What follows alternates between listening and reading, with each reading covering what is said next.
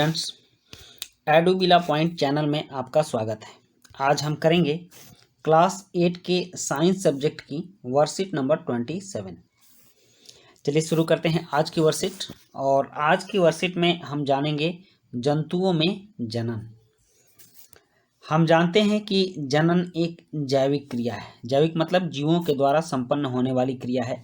जो जीव होते हैं वही जनन करते हैं, निर्जीव जनन नहीं करते हैं। जनन का मतलब होता है जिसमें एक नया जीव उत्पन्न होता है।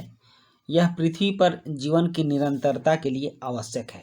यह दो प्रकार का होता है, मतलब पृथ्वी पर जीवन लगातार बना रहे इसलिए जनन आवश्यक है। जनन में एक जीव अपने जैसी संतति का निर्माण करता है, संतति को उत्पन्न करता है, अपने बच्चे को पैदा करता है, उसको जनन कहते हैं। यह दो प्रकार का होता है। लैंगिक जनन, एक नए जीव की उत्पत्ति के लिए दो जीव, नर और मादा, मतलब इसको मेल और फीमेल बोलते हैं। नर को मेल बोलते हैं और मादा को फीमेल बोलते हैं। दोनों आवश्यक हैं। तो मेल और फीमेल मिलकर जो जनन की प्रक्रिया करते हैं उसको लैंगिक जनन कहते हैं।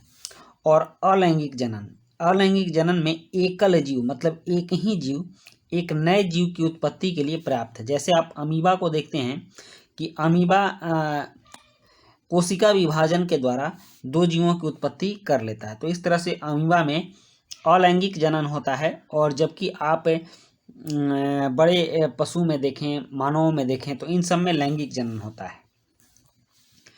जैसा कि हम पिछली कक्षा में पढ़ चुके हैं, पीछे के वर्कशीट में हमने पढ़ा था कि लैंगिक जनन करने वाले पौधों में नर और मादा जननांग होते हैं, जो सामान्यतः पादप के फूल में स्थित होते हैं।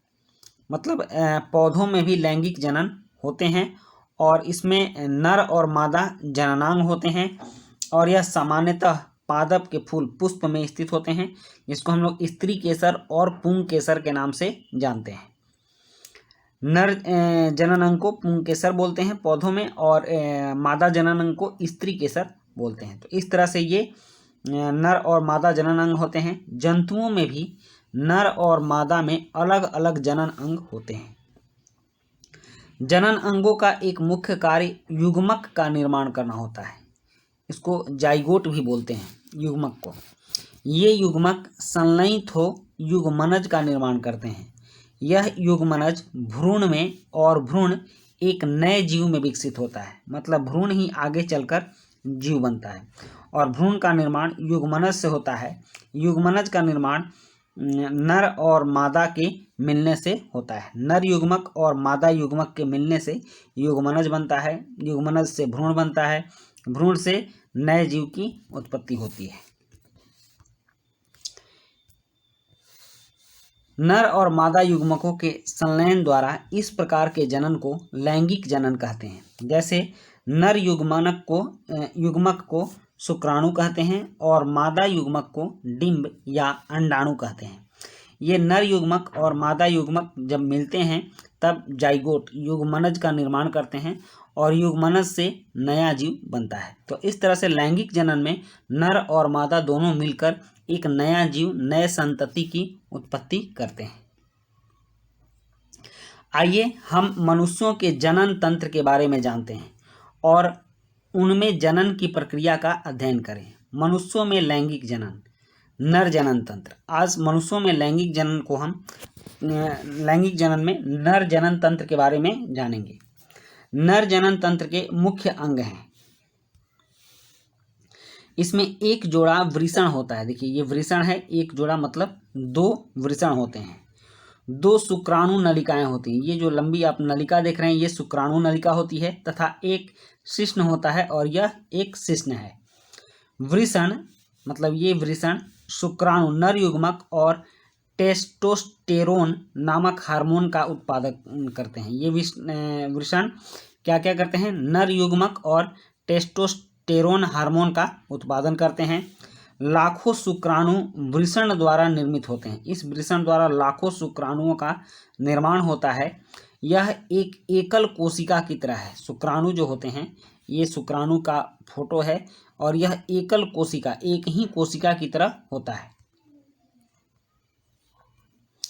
लेकिन इसमें गुणसूत्रों की संख्या सामान्य कोशिका से आधी होती है।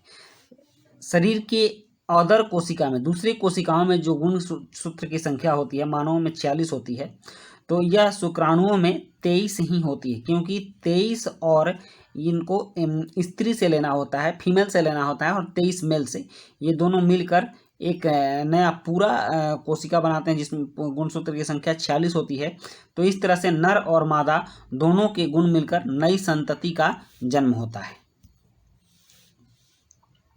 हालांकि शुक्राणु आकार में बहुत छोटे होते हैं, एकदम सूक्ष्म होते हैं, माइक्रो होते हैं। प्रत्येक में एक सिर, एक मध्य भाग और एक पूंछ होती है। आप यहाँ शुक्राणु का फोटो देखिए, यहाँ ये एक सिर होता है, इसका ये मध्य भाग होता है, और सांप की तरह एक पूंछ होती है जो कि इसको आगे धकेलने में, इस शुक्राणु को आगे ले जाने में सहायता करता है। पूंछ सांप की तरह आगे और पीछे शुक्राणु को अंडे की ओर ले जाने के लिए है। मतलब जो अंडा होता है, अंडा मादा जनन अंग में अंडा बनता है, तो इस अंडे तक इसको हम लोग डिंब भी कहते हैं, डिंब।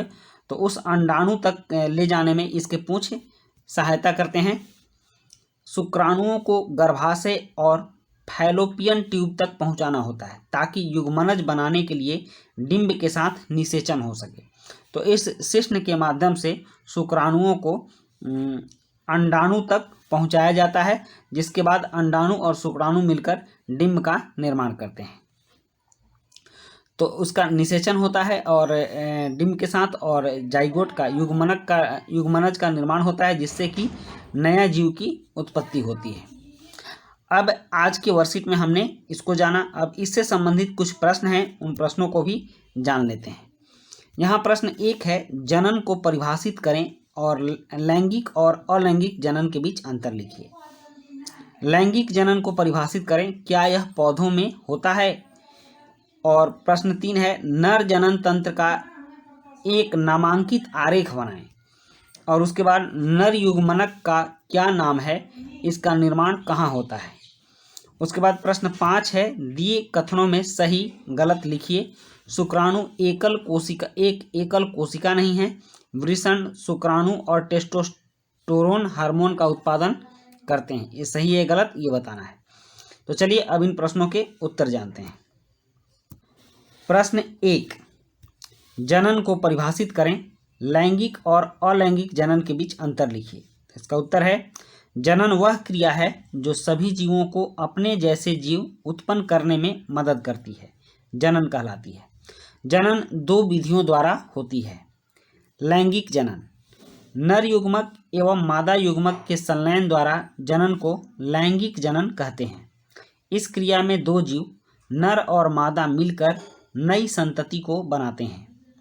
दूसरा है अलैंगिक जनन, जनन का वह प्रकार जिसमें केवल एक ही जीव भाग लेता है, अलैंगिक जनन होता है। फिर प्रश्न 2 है, लैंगिक जनन को परिभाषित करें, क्या यह पौधों में होता है? तो इसका उत्तर है, लैंगिक जनन नर युग्मक एवं मादा युग्मक के संलयन के द्वारा जन्म को लैंगिक जनन कहते हैं। इस क्रिया में 2 जीव, नर और मादा, मिलकर नई संतति को बनाते हैं। यह क्रिया पौधों में होती है, यहाँ नहीं होगा, यह क्रिया पौधों में होती है। अब प्रश्न 3 है, नर जनन तंत्र का एक नामांकित आरेख बनाइए। तो यहाँ नर जनन तंत्र का एक आरेख बना हुआ है, आप इसका स्क्रीनशॉट ले सकते हैं और इस तरह से आप चित्र बनाकर इसके सारे नामों को लिख सकते हैं। अब नेक्स्ट है, इसके बाद प्रश्न 4, नर युग्मक का क्या नाम है, इसका निर्माण कहाँ होता है? तो इसका उत्तर है, नर युग्मक का नाम शुक्राणु है, इसका निर्माण वृषण में होता है। और प्रश्न 5 है, दिए गए कथनों में सही या गलत लिखिए। तो पहला कथन है, शुक्राणु एक एकल कोशिका नहीं है, यह गलत है, क्योंकि शुक्राणु एक एकल कोशिका है। और दूसरा है, वृषण शुक्राणु और टेस्टोस्टेरोन हार्मोन का उत्पादन करते हैं, यह सही है। तो बच्चों, इस तरह से हमने आज की वर्कशीट करी। अब इसी के साथ आज की वर्कशीट समाप्त होती है। वीडियो अच्छी लगी हो तो लाइक, सब्सक्राइब, कमेंट जरूर कीजिएगा। मिलते हैं नेक्स्ट वीडियो में। Thank you.